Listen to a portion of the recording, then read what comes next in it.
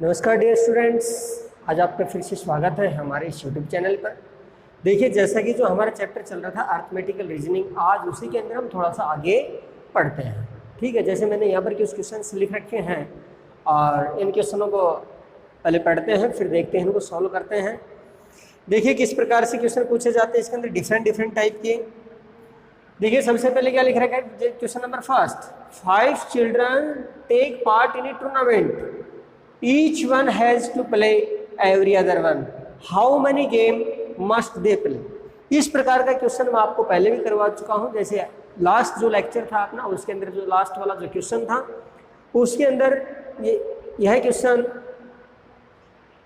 उसके अंदर इस प्रकार का क्वेश्चन पूछा गया था एक, जैसे कि मैंने कहा था कि भाई एक पार्टी चल रही है, उसके अंदर 50 मेंबर्स पार्टिसिपेट कर रहे हैं, हर मेंबर हर दूसरे से हाथ मिलाता है, हैंडशेक करता है, तो बताइए टोटल कितनी बार हैंडशेक होंगे। ठीक है, उसी प्रकार से है कि इस क्वेश्चन के अंदर क्या दे दिया भाई, 5 चिल्ड्रन है, वो क्या करते हैं, टूर्नामेंट में भाग लेते हैं। Each one has to play every other one, प्रत्येक एक दूसरे से के साथ क्या करता है, खेलता है। तो how many game must they play, मैंने क्या बताया था भाई, टोटल चिल्ड्रन कितने हैं यहाँ पर, टोटल कितने, 5, तो मैंने क्या बताया था भाई 5। अब हम क्या करते हैं, 5 से एक कम कितना आ जाएगा 4, और डिवाइड बाई 2, तो 2 1 जा 2, 2 2 जा 4, 5 2 जा 10, तो टोटल कितने मैच खेले जाएंगे यहाँ पर, 10 मैच। या फिर देखिए एक बार बेसिक समझ लो इसको, जैसे टोटल चिल्ड्रन कितने मेरे भाई, 5। अब 5 के अंदर देखिए 4 चिल्ड्रन इधर कर दूंगा, एक चिल्ड्रन इधर कर देता हूँ, क्योंकि यह एक चिल्ड्रन इन 4 सभी से मैच खेलेगा, क्योंकि इसके अंदर बता रखा है कि प्रत्येक जो स्टूडेंट है, प्रत्येक जो चिल्ड्रन है, क्योंकि इसमें बता रखा है जो प्रत्येक चाइल्ड है वो दूसरे हर बच्चे से क्या करेगा, गेम खेलता है। तो यहाँ पर 4 इधर कर दिया, एक इधर, तो इसका मतलब टोटल कितने गेम खेले जाएंगे, यहाँ पर 4। अब यह तो सभी से खेल ही चुका, तो क्या हो जाएगा, बाहर हो जाएगा। अगला लेते हैं, एक इधर, इधर कितने बच जाएंगे, 3। अब यह इन तीनों से खेलेगा तो कितने मैच हो जाएंगे, 3। ठीक है, फिर एक इधर करते हैं, यहाँ पे कितने हो जाएंगे, 2, और यहाँ पर हम करते हैं 1, तो अब कितने मैच खेले जाएंगे, 1, तो 4 3 7, 7 2 9, 9 और 1 10, तो कितने मैच खेले जाएंगे, 10।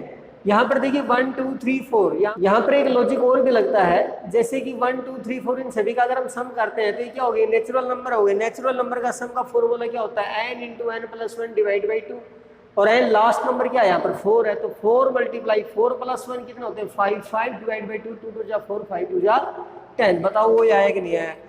तो आपको अगर यह साथ कुछ अगर ध्यान भी नहीं रहता है तो आपको सिर्फ एक चीज ध्यान रखनी है, इसके अंदर क्या करना भाई, जितने पार्टिसिपेंट हैं भाई, जितने भी भाग लेने वाले कैंडिडेट है, जैसे यहाँ पर टूर्नामेंट में 5 या कोई पार्टी चल रही है या फिर कहीं और बैठे हुए लोग, तो टोटल पर्सन कितने हैं, और उन टोटल पर्सन यहाँ पर लिखो, जैसे मैंने लिखा 5, उससे एक कम करो, उससे मल्टीप्लाई कर दो, डिवाइड बाई 2, वही आपका क्या हो जाएगा, आंसर हो जाएगा।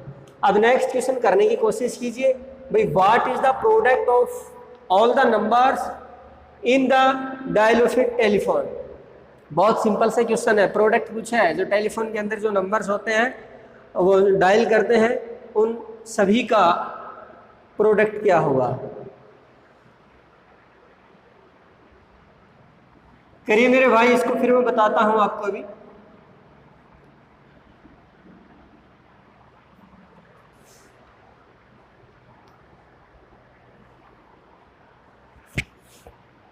देखिए, what is the product of all the numbers in the dial of A telephone. आपको पता है जो टेलीफोन के अंदर जो नंबर्स होते हैं वो डायल करते हैं, तो पहली बात तो टोटल नंबर कितने होते हैं, कौन कौन से होते हैं। देखिए भाई, ये तो होता है 0 1 2 3 4 5 6 7 8 और 9, ये 10 नंबर्स होते हैं उसके अंदर। ठीक है, अब पूछ रहे हैं इन सभी का प्रोडक्ट क्या होगा। प्रोडक्ट की अगर बात करता है तो हमें ज्यादा प्रोडक्ट मतलब कि ज्यादा टेंशन लेने की जरूरत नहीं है। आप क्या करते हो, देखो 0 जब किसी भी से कोई भी मल्टीप्लाई हो, अगर उसके अंदर 0 आ जाता तो सभी को क्या बना देता है, 0 बना देता है, तो इसका प्रोडक्ट क्या हो जाएगा, 0, तो इसलिए इसका आंसर क्या हो जाएगा हमारा 0, और इसका आंसर हमारा क्या आया था 10, या इसका आंसर क्या हो जाएगा 0। अब इन सभी को मल्टीप्लाई करके देखने की आपको जरूरत नहीं है, क्योंकि आप इसको लिखेंगे तो ये तो लिखेंगे 0 × 1 × 2 × 3 × 4 × 5 × 6 × 7 × 8 × 9। अब 0 अगर इन सभी से मल्टीप्लाई हो रहा है तो सभी को क्या बना देगा 0, तो इसलिए इसका आंसर हमारा क्या हो जाएगा 0। भाई नेक्स्ट क्वेश्चन नंबर 3, इसको पढ़िए।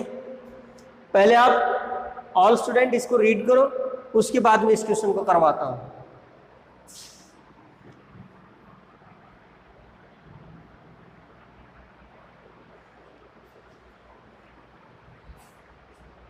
देखिए, ए shepherd has 17 sheep, all but 9 died.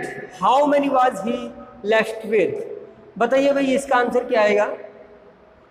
बहुत अच्छे तरीके से देखना है, समझना है, फिर आंसर देना है। शायद निकल गया होगा, आंसर आ गया होगा आपका। अगर आ गया तो चलो मैच कर लो। देखिए उसके पास टोटल शिप्स कितनी है मेरे भाई 17 है। अब यहां पर आपको सिर्फ यह बात अगर आपको समझ में आ गई अच्छे तरीके से, यह जो सेंटेंस है इसका अगर मीनिंग आपको अच्छे तरीके से समझ में आ गया तो मुझे लग रहा है कि ये क्वेश्चन आपको समझ में आ गया होगा। ऑल बट 9 डाइड, ऑल सभी, बट 9 ऑल। अब देखिए ऑल डाइड बट 9, इसको इस तरीके से समझना पड़ेगा आपको, सभी बट 9 डाइड। कहने का मतलब सभी मर चुकी हैं बट 9, इसका मतलब 9 क्या है, जिंदा है। तो ये पूछा है कि how many was he left with, तो उसके पास कितनी वेट बची हुई है। तो ये क्वेश्चन के अंदर ही आंसर दे दिया इसने, तो क्या हो जाएगा 9। बस यही बात समझने वाले थे, कुछ ज़्यादा करने की जरूरत नहीं है। नेक्स्ट क्वेश्चन नंबर 4, इसको समझो और इसके ऑप्शन भी मैंने यहाँ पर दे रखे हैं, फिर इसको मैं करवाता हूँ। देखिए मैं क्वेश्चन पढ़ रहा हूँ, साथ साथ आप भी पढ़ते रहो। A man wear socks of 2 colors black and brown. एक आदमी है जो 2 प्रकार की सॉक्स पहनता है, black and brown. He has altogether 20 black and 20 brown socks in a drawer. Supposing he has to take out to be sure that he has a matching pair. अब देखिए भाई क्या कह रहा है कि supposing he has to take out, उनमें से बाहर निकालता है, sure that he has a matching pair। ठीक है, तो मैचिंग पेयर के लिए उसको कम से कम कितनी सॉक्स आप बाहर निकालनी होंगी, क्योंकि देखिए ड्रॉवर है उसके अंदर 20 ब्लैक और 20 ब्राउन है। ठीक है, और दोनों मिक्स हैं उसके अंदर। ठीक है, तो कहता है कि अगर उसको बाहर निकालनी हो और एक मैचिंग पेयर अगर हमें बनाना हो तो कम से कम कितनी सॉक्स उसमें से बाहर निकालेगा। इस क्वेश्चन का आंसर हमें देना है। तो देखिए क्वेश्चन समझ में आ गया होगा भाई। आपको पता है कौन कौन सी पहनता है, ब्लैक पहनता है और कौन सी पहनता है, ब्राउन पहनता है। ठीक है, अब क्या कर रहा है, उसके अंदर 20 तो ब्लैक है और 20 क्या है, ब्राउन है। तो अब क्या कह रहा है कि कम से कम मैचिंग पेयर निकालने के लिए। अब देखिए भाई option number 1 20, no, option B क्या 3, तो ये हमारा क्या हो जाएगा आंसर। अब देखिए 3 आंसर क्यों होगा। देखिए अगर हम मान के चलते हैं, अगर 3 सॉक्स अगर वो निकालता है उसमें से, हो सकता है तीनों की तीनों सॉक्स ब्लैक हो, तो अगर तीनों ब्लैक हैं तो भी उसका एक मैचिंग पेयर बनेगा कि नहीं बनेगा, एक पेयर मैचिंग का। ठीक है, अगर तीनों की तीनों सॉक्स अगर ब्राउन हो तो भी एक मैचिंग पेयर बनेगा कि नहीं बनेगा। या फिर 3 सॉक्स के अंदर क्या होगा, अगर मैं लेता हूं एक ब्लैक और 2 ब्राउन, इनके अंदर भी देखिए 2 ब्राउन है, एक मैचिंग पेयर बन रहा है कि नहीं बन रहा। अगर मैं बात करता हूं 1 ब्राउन और 2 ब्लैक, तो बताओ यहां पर भी मैचिंग पेयर बन रहा है कि नहीं बन रहा है। इसलिए कम से कम उसको कितनी सॉक्स बाहर निकालनी पड़ेंगी, 3 सॉक्स बाहर निकालनी पड़ेंगी। तो मुझे लग रहा है कि यह क्वेश्चन भी आपको अच्छे तरीके से समझ में आ गया होगा। चलिए आगे हम और क्वेश्चन करते हैं। हाँ भाई देखिए next question, a bird shooter was asked how many birds he had in the bag. He replied that there were all sparrow but 6, all pigeon but 6, and all duck but 6. How many birds he had in the bag in all. क्या कह रहा है question को समझो एक बार ध्यान से, उसके बाद मैं करवाता हूं। देखो इस क्वेश्चन को दोबारा से रिपीट कर रहा हूं। एक बर्ड शूटर वाज आस्क्ड, एक जो पक्षी जो पकड़ने वाला है उससे पूछा गया how many birds here in the bag, कि उसके बैग में कितने बर्ड्स हैं। तो वह रिप्लाई देता है, देखिए बड़ा जबरदस्त रिप्लाई दे रखा है, all sparrow, all sparrow but 6। अब ये नहीं पता 6 क्या है, 6 क्या है। आगे कहता है कि ऑल पिजन, ऑल क्या है पिजन, ऑल पिजन्स बट 6, सभी पिजन है, किनको छोड़ करके 6 को छोड़ करके, 6 को छोड़ करके, सभी स्पैरो हैं बट 6। अब आगे क्या कह रहा है कि all duck but 6, all duck but 6। आगे पूछता है कि बताइए how many birds he had in the bag in all. Option कौन सा रहेगा भाई इसके अंदर से बताइए, 8, 9, 10, 12, बताइए क्या आएगा इसमें ऑप्शन।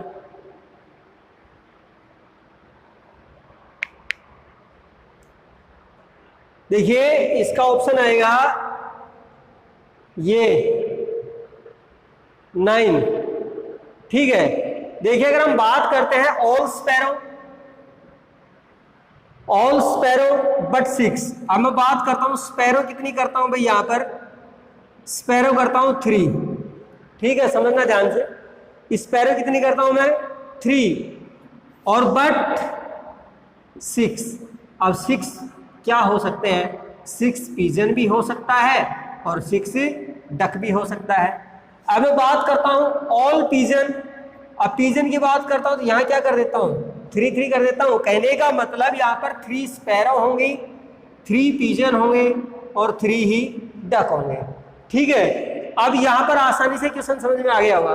देखिए ऑल स्पैरो कहने को लग बट 6, अब मैं कहता हूं भाई 3 स्पैरो हैं लेकिन 6 बच रही है। अब कहता हूं भाई 3 पिजन है लेकिन 6 बच रहे हैं, लेकिन 6 कुछ भी हो सकते हैं, तो 6 यहां पर क्या हो जाएंगे स्पैरो और डक हो जाएंगे। अब कहता हूं अगर ऑल डक, अगर 3 डक है बट 6, तो इसका मतलब कि टोटल इसके अंदर कितने बर्ड्स हैं मेरे भाई 9 आएंगे, क्या आएंगे 9, और सभी की जो नंबर्स हैं वो भी क्या रहेंगे इक्वल रहेंगे। इसको ध्यान से समझना पड़ेगा आपको अच्छे तरीके से। ऑल पिजन बट 6, ठीक है, ऑल डक बट 6, ठीक है, तो इस क्वेश्चन का आंसर क्या आएगा 9। अब नेक्स्ट क्वेश्चन नंबर 6 देखिए, the 30 members of a club decided to play badminton singles tournament. Every time a member loses a game, he is out of the tournament, there are no ties, what is the minimum number of matches that must be played to determine the winner। तो इस question को समझिए फिर करने की कोशिश कीजिए, उसके बाद मैं कराता हूं। देखिए एक बार मैं फिर से रिपीट कर देता हूं इस क्वेश्चन को। भाई 30 मेंबर्स हैं, ठीक है, of a club decided to play badminton single tournament. Badminton का जो सिंगल टूर्नामेंट करवाने के लिए डिसाइड करते हैं। Every time a member losses A game, प्रत्येक बार जो गेम खेला जाता है तो एक मेंबर क्या हो जाता है जो हारता है, he is out of the tournament, tournament से क्या हो जाता है बाहर हो जाता है। देयर आर नो टाइज, कोई भी मैच उसके अंदर टाई नहीं हुआ है। तो what is the minimum number of matches that must be played to determine the winner. तो विनर को घोषित करने के लिए, विजेता बनने के लिए, विजेता तो कंफर्म है, एक खिलाड़ी बनेगा इसमें, तो मिनिमम नंबर ऑफ मैच कितने खेले जाएंगे। तो इस क्वेश्चन को आप करने की कोशिश करो, फिर करवाता हूं। आगे होगा इस क्वेश्चन का आंसर क्या होगा, ऑप्शन नंबर बी 29, ठीक है। देखिए आपको पता है विनर तो क्या, टोटल मेंबर कितने हैं 30, विनर तो एक ही मेंबर रहेगा, तो एक रहेगा, तो टोटल कितने बच गए 29, और 29 क्या होने हैं बाहर होने हैं। तो मैच कितने खेले जाएंगे 29 ही मैच खेले जाएंगे, मिनिमम मैच 29, ठीक है। और 29 के अंदर जो लास्ट वाला जो मैच रहेगा उसी के अंदर क्या हो जाएगा, एक विनर क्या हो जाएगा जीत जाएगा। तो इसलिए total minimum number of matches क्या हो जाएंगे 29। समझ गए, तो समझ में आ गया होगा ये क्वेश्चन भी। देखिए हम आगे और करते हैं। हाँ भाई आगे देखिए, Reena is twice as old as Sunita, 3 years ago she was the 3 times as old as Sunita, how old is Reena now. क्या कह रहा है, रीना इज ट्वाइस और एज ओल्ड एज सुनीता। तो मैं सबसे पहले क्या करता हूँ भाई, सुनीता की जो एज है वो मैं क्या कर लेता हूँ, जैसे मान के चलो प्रेजेंट के अंदर क्या है वो x है, तो रीना की क्या हो जाएगी मेरे भाई, रीना क्या हो जाएगी, रीना क्या है सुनीता से दुगनी है, तो ये क्या हो जाएगा 2x। एज किस में लेते हैं, ईयर्स के अंदर लेते हैं। 3 years एगो, अब 3 years एगो अगर हम चलते हैं तो सुनीता तो क्या हो जाएगी x - 3 और रीना क्या हो जाएगी 2x - 3। 3 years एगो शी वाज मतलब Reena was 3 times as old as Sunita. जो रीना है यह जो सुनीता है 3 साल पहले जो रीना है वो सुनीता की एज की 3 गुनी है। तो सुनीता की 3 साल पहले x - 3, इसका क्या कर दोगे मल्टीप्लाई 3, आप दोनों क्या हो गए आपस में इक्वल, यह हमारी इक्वेशन बन गई। तो यहाँ पर क्या हो जाएगा 3x - 3 3 जा 9, यहाँ पर 2x - 3। अब इधर मैं करता हूँ 3x, ये 2x प्लस का इधर माइनस का हो जाएगा, इधर देखिए 9 माइनस का है, दूसरी तरफ जाएगा प्लस का, -3 3 - 2 3x - 2x क्या हो जाएगा x, 9 - 3 तो बच गया 6x की वैल्यू क्या आ गई मेरे भाई 6। x हमने क्या माना है, सुनीता को माना है। तो यहाँ पर पूछ क्या रहा है रीना, तो रीना कितने साल की हो जाएगी, रीना 6 × 2 6 × 2 = 12। तो रीना की प्रेजेंट में एज कितनी आ जाएगी 12 years। बताओ समझ में आया कि नहीं आया, अच्छे तरीके से समझ में आ गया होगा, ठीक है। या फिर देखो अगर हम करना चाहें ऑप्शन भी मिलेंगे तो आपको, जैसे मान लो 6 है, ठीक है। अब देखिए अगर ऑप्शन जैसे 12 years अगर हम लेके चलते हैं तो रीना अगर 12 year की है तो सुनीता कितने की रहेगी, रीना सुनीता की दुगनी है तो सुनीता रीना की क्या होगी हाफ रहेगी कि नहीं रहेगी। तो कहने का मतलब सुनीता तो हो जाएगी 6 year की और रीना हो जाएगी 12 year की। अब अगर हम बात करते हैं 3 year ago she was 3 times as old as Sunita, 3 year एगो लेते हैं तो सुनीता 3 साल पहले कितने की रहेगी 3 years की, और रीना 3 साल पहले कितने रहेगी 9 years की। अब बताओ जो रीना है वो सुनीता की 3 गुनी है कि नहीं है, यह 3 years या 9 years, 3 3 या 9, बताओ है कि नहीं है।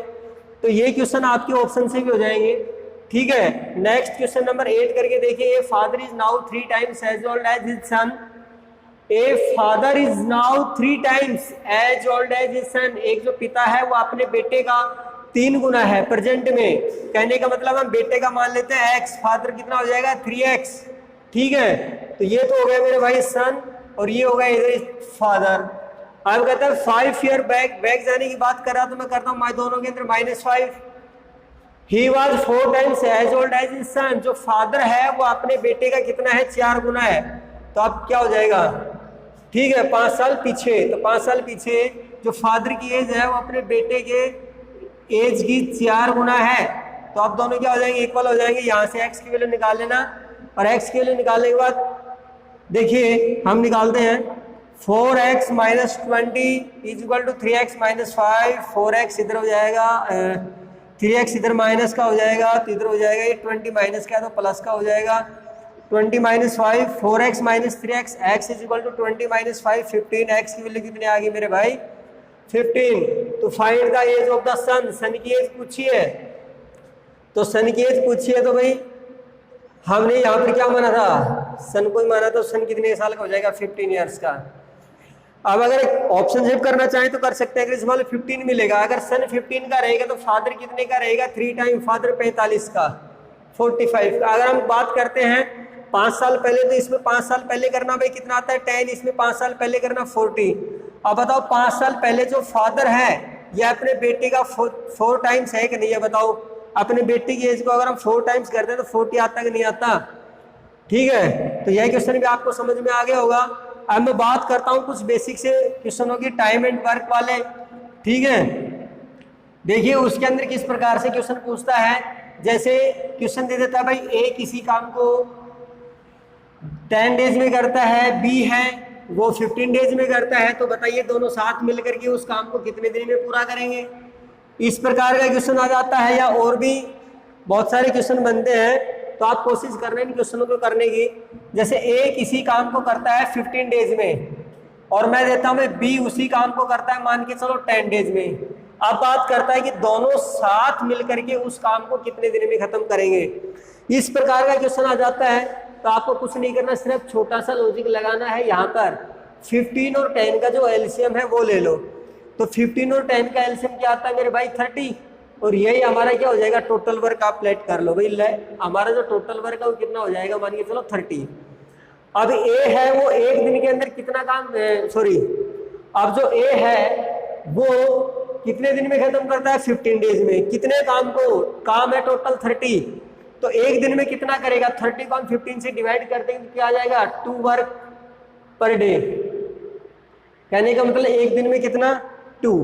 अब बात करता हूं बी है वो 10 दिन में खत्म करता है, काम हमारा सेम है 30, तो इसकी कैपेसिटी क्या आ जाएगी एक दिन की, इसकी आ जाएगी 3 पर डे। ठीक है, कहने का मतलब ए एक दिन में 2 काम करता है और बी एक दिन में 3 काम करता है। इसलिए यह तो क्या करता है 10 दिन में खत्म कर देता है, यह क्या करता है 15 डेज में खत्म कर देता है। अब बात करें कि दोनों मिलकर के कितने दिन में खत्म करेंगे, तो दोनों मिलने की बात अगर करता है तो ए की कैपेसिटी एक दिन की कितनी है 2, बी की एक दिन की कितनी है 3। अब दोनों को मैं क्या कर देता हूँ ऐड कर देता हूँ, दोनों की मिलाकर के एक दिन की कैपेसिटी कितनी हो जाएगी 5, और टोटल वर्क कितना हमारा 30। एक दिन में काम कितना हो रहा है 5, तो टोटल काम को कितने दिन में कर देंगे 6 डेज में। तो यही हमारा क्या हो जाएगा आंसर हो जाएगा। दूसरे क्वेश्चन और करके देखिए, अगर ये समझ में आ गया हो आपको अच्छे तरीके से, एक क्वेश्चन और करवाता हूँ फिर समझ में आ जाएगा। जैसे अगर 3 का पूछ सकता है, ए किसी काम को जैसे 10 डेज में, बी 12 डेज में और सी 15 डेज में करता है। ठीक है, अब अगर ये बात करें भाई तीनों मिलकर के इस काम को कितने दिन में खत्म करेंगे, तो भैया 10, 12 और 15 ये तो है इनके डेज, और टोटल वर्क फाइंड करने के लिए मैं क्या करता हूँ इनके जो डेज है इन्हीं का एलसीएम निकाल लो। एलसीएम 10, 12 और 15 का कितना आता है 60। ठीक है, 60 आता है, तो ये क्या हो गया टोटल वर्क हो गया। अब पूछा इसने ये है कि ए, बी और सी तीनों मिलकर के कितने दिन में खत्म करेंगे। तो ए 10 डेज में करता है तो 60, टोटल वर्क है 60, 10 डेज में खत्म करता है। तो पर डे कितना कर रहा है, पर डे निकालने के लिए टोटल वर्क को हम डेज से क्या करते हैं डिवाइड करते हैं। तो पर डे कितना कर रहा है मेरे भाई ये 6। बी पर डे कितना कर रहा है 5, सी पर डे कितना कर रहा है 4। अब पूछा है तीनों मिलकर के, ए की एक दिन की कैपेसिटी 6, बी एक दिन की कैपेसिटी 5, सी की एक दिन की कैपेसिटी 4। तो 5, 4, 9 और 6 15, तो तीनों की एक दिन की कैपेसिटी कितनी आ जाएगी मेरे भाई 15, और 60 डिवाइड बाई 15 कितना हो जाएगा 4। तो तीनों मिलकर के इस काम को 4 डेज के अंदर क्या कर देंगे खत्म कर देंगे। बताओ समझ में आया कि नहीं आया। ठीक है, तो मुझे लग रहा है कि आज भी ये क्वेश्चन आपको बहुत अच्छे तरीके से समझ में आए होंगे। तो आज के लिए इतना ही काफ़ी है, और हमारा यह चैप्टर यहीं समाप्त होता है। इनसे रिलेटेड और भी जो क्वेश्चंस हैं वो आप खुद करने की कोशिश करना। अगर जो क्वेश्चन नहीं आए तो कमेंट बॉक्स के अंदर उस क्वेश्चन को टाइप कर देना, उसका रिप्लाई मैं आपको दे दूंगा। और अगर ये वीडियो आपको अच्छा लगा हो तो इसको लाइक कीजिए, शेयर कीजिए और चैनल को सब्सक्राइब करना बिल्कुल भी ना भूलें। Thank you and have a nice day.